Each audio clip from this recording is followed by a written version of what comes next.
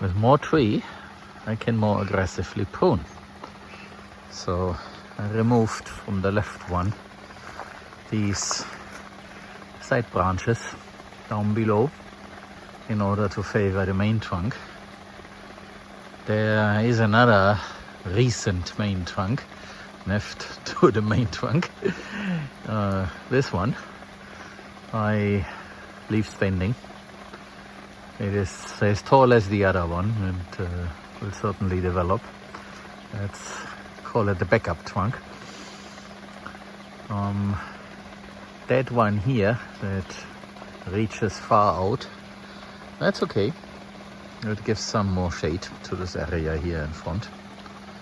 Eventually it might also go, but I think the tree needs leaves in order to grow. And so I should not overdo it and correct some things over time.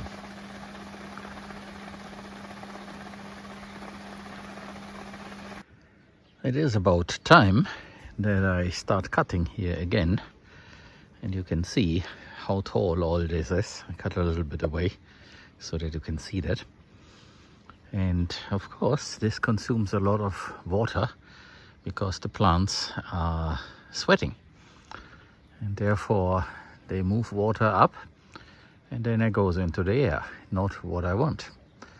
So before I have a lot of shade, like here to the left, I need to frequently cut this in order to maintain my water consumption at some reasonable level, because all these things that you see here, they will not be trees, they will not create shade.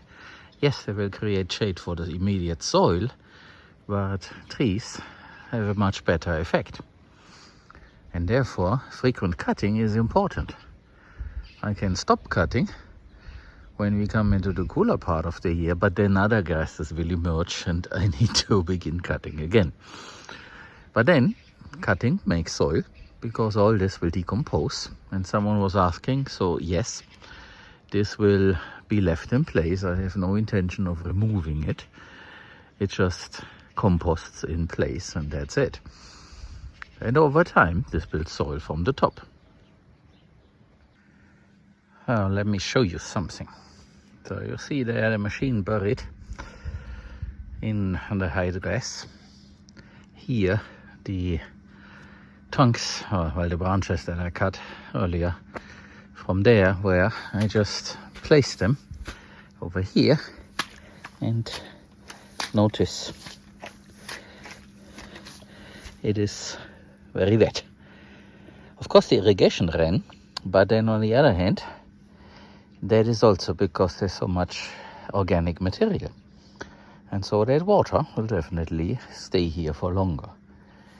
This whole piece here is also a little bit a low spot, but it sits next to that tree, and that tree certainly should take advantage of this, and I think it does.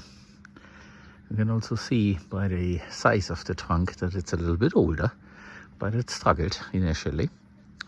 And the soil sensor, you see the device hanging there, sits somewhere down there, and it is not reporting a great deal of wetness, despite the fact that here is a puddle. It's because the soil is still compacted and the surface dries out quickly. Of course, it also sits there in the sunlight, which is why I placed the leaves and the branches there so that they rot in that spot. And as I'm here, let me also investigate what the watermelons do. So there's one, and there are some flowers coming up, but there is still no watermelon in itself. So maybe I should loop around. I also need to replace my battery, and yeah, you can see how this looks like here. So it is a good idea that I am wearing my rubber boots, and you see what's going on. So I need to pick my way through this tall grass. And right next to it we have that. So if you turn around, you can see there's an edge, and there it is where this stops. The other freshly planted are over there. But we wanted to find out about the watermelons. So there are a few more, and you see they are making flowers. And yeah, I guess the watermelons will be a thing for September. And the last time we did something with the watermelons, it was also like that. So they are in there, they are getting light, and everything seems okay. It's not lack of water, because the wobbler sits right there, and the water definitely comes to here, despite the fact that the sky is still looking a little bit sad. But you might remember that I had to remove some branches that were hanging over there. And let's try the other side. So here where I am standing, you see it is also wet, and it's a bit darker because it got wet. So definitely that was working. So there's more watermelon. Well, they are coming out of that narrow path there. So here is another one, and I need to be careful not to step on it. Even between the thorns there are some, and they all have flower pots. So there will be quite a few watermelons, and they're also coming out there. But there's still no watermelon. That will definitely show up later.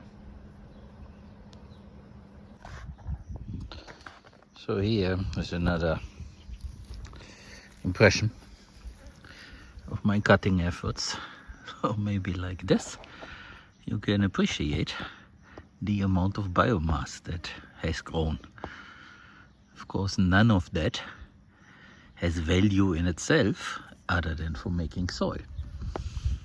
And I am right next to a beautiful vetiver. So this has also grown. We almost lost these plants here at the edge in early spring when other stuff overwhelmed them. But over there they have come back. And here at the edge they are no more. But then I hope that this tree will basically conquer this area, and then it's not so big of a problem. Of course, it would be nice to have a populated edge here, but there's also that starling antenna there, so we should not have something here that blocks its view. I am referring to a tree, not the vetiver. So therefore, we'll see how this works out. And after all, there's this dry area down there. So I had some ideas what we could do there, but yeah, there are always so many things and only a few bits and pieces of time and resources. So one needs to be patient. I switched to this version and it'll make a quick job out of all this. It is too stemmy, too hard, too woody. to chop down with the string trimmer. You just lose a lot of string, so it doesn't make sense.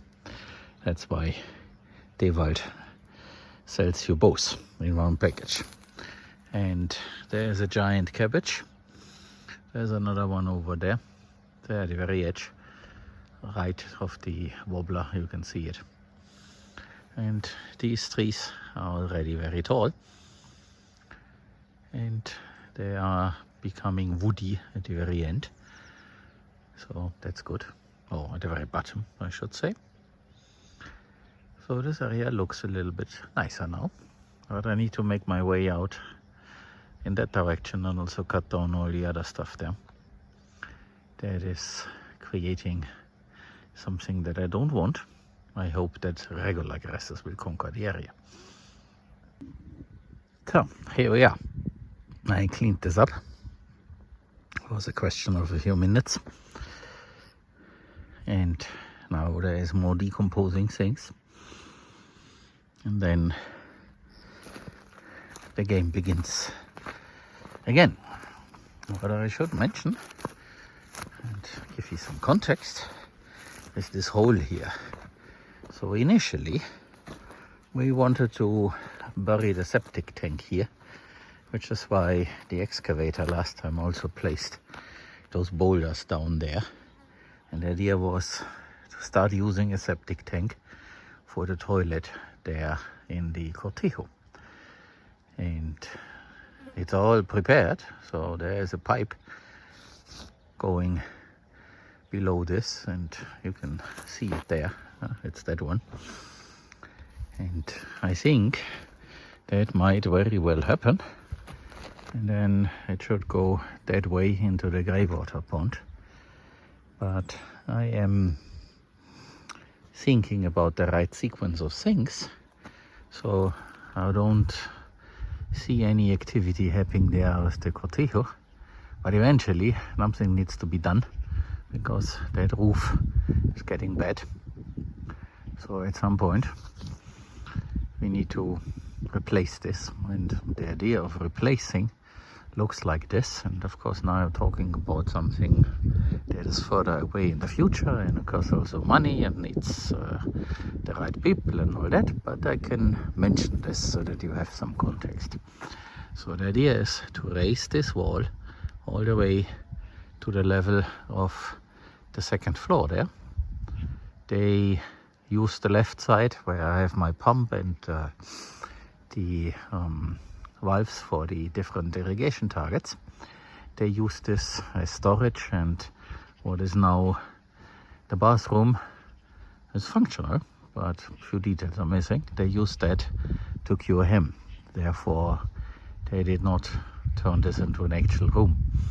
But I want to do this, so I want to raise this to that level of the second floor and then decapitate the cortijo. So that much weaker second floor I want to replace with a wooden structure that sits then on top. So of course the chimney will stay because it is fully functional, so there's no need to replace this. And then the whole cortijo would be as wide as you can see there. There is a benefit. So right now the rooms upstairs, they are cold in winter and too hot to sleep during summer. So therefore it's basically a useless thing. And of course there are not actual windows because the people who built this, they did not install actual windows. So what you see there is basically a wire mesh and not glass. There is one actual window, but that is below. So by turning this into a wooden structure on top, I can actually build it in such a way that it would be nice for this century and nice also looking. Plus I can install air conditioning. And my long-term goal is to use this for volunteers in the beginning. So it should be still 2 rooms left and right because there's a stairwell in the center. But the accommodation up there would be a lot nicer than it is right now. Plus the bathroom will be really nice because now with those other 2 walls or the other 3 walls around, we can then actually do it the right way. And we don't have the problem with condensation, because what you see, that's all of the roof. So below these metal sheets there's a lot of condensation, and none of that makes sense. So at some point that will happen. But before that will happen, I have something a lot more urgent. That is the house at the moment, and it's my first house. I built it myself. I had some help, but nobody actually knew how to do this. So therefore there are a lot of issues, but it's very impressive how far you can get. And here I want to build a workshop that is also 2 stories, so basically has a mezzanine level on the inside, and on that mezzanine level I want to establish my own office. And of course it will be for storage, but all fine things. So no feed, no straw, nothing like that. It's all about things that need a dry and clean place. And of course it should be built in such a way that there will be no rats, no insect, and nothing coming in. I learned a lot of things. So that is the higher priority than to make that cotejo nice. Because there is not a whole lot of people who want to come here and help, so therefore this is lower priority. But of course it needs to be done at some point, because I have other plans. And why I talk about this? Well, it started here with this place for the septic tank. And yes, I think I will install it. And then also have an actual flush toilet inside of this structure here, so that it empties into that. There's nothing wrong with the way we do this at the moment. A bucket and some ground coal, that works very, very, very well. But of course the bathroom is never clean, so there's always the coal dust all around. And a water closet, as they call it, so a regular flush toilet is certainly a bit nicer. And now that we can install this, we do have it for a couple of years. It's sitting in storage.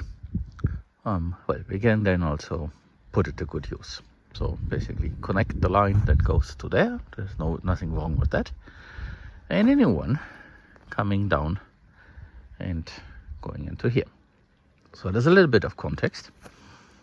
And I hope that at least the concrete slab for this whole area that you see here, it's 12 by 14 meters, we can pour later during autumn.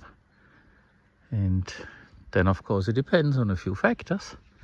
Maybe in very early spring we can build a structure here, given that the right help, I mentioned the carpenters before, that the right help is available, because I don't dare to do this on my own. After all, it's going to be tall, and I better have help who has done such things before. It goes also a lot quicker. It needs to have a roof on it and be out of the sun before summer starts.